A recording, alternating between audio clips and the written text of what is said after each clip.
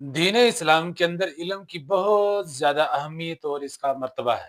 اگر ہم اسلام کے پہلے مراحل کی بات کریں اور پہلی صورت اور پہلی آیت کی ہی بات کریں، وہاں پر اللہ رب العزت نبی صلی اللہ علیہ وسلم سے ارشاد فرما رہے ہیں کہ اے نبی، اقرأ بسم ربک الذی خلق، خلق الانسان من علق۔ اسی طرح پھر رسول اللہ صلی اللہ علیہ وسلم کی حدیث ابن ماجہ کی، جس میں رسول اللہ صلی اللہ علیہ وسلم نے ارشاد فرمایا طلب العلم فریضۃ علی کل مسلم، بلکہ یہاں تک قرآن میں اللہ رب العزت نے ارشاد فرما دیا کہ قل هل يستوي الذين يعلمون والذين لا يعلمون۔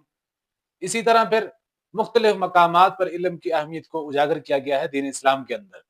اور صحیح مسلم کی حدیث جس میں رسول اللہ صلی اللہ علیہ وسلم نے ارشاد فرمایا جو شخص دینی علوم کو سیکھتا ہے تو اللہ تعالیٰ اس کے لیے جنت کا جو راستہ ہے وہ آسان کر دیتا ہے۔ اور اسی طرح ایک اور حدیث کے اندر رسول اللہ صلی اللہ علیہ وسلم نے فرمایا خیرکم من تعلم القرآن وعلمہ، تم میں سب سے بہترین وہ شخص ہے کہ جو قرآن کو سیکھے اور دوسروں کو سکھائے۔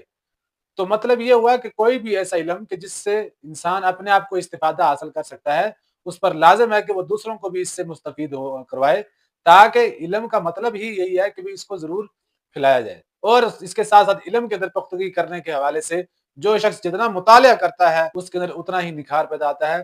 عبدالسلام بن محمد رحمہ اللہ تعالی، جب بھی ان سے نصیحت کو کہا گیا تو انہوں نے ہمیشہ یہ بات دہرائی ہے کہ مطالعہ کیا کرو۔ کتابوں کے مطالعے سے انسانوں کے جو ہے وہ علم کے اندر نکھار پیدا ہوتا ہے، اس کی پختگی پیدا ہوتی ہے۔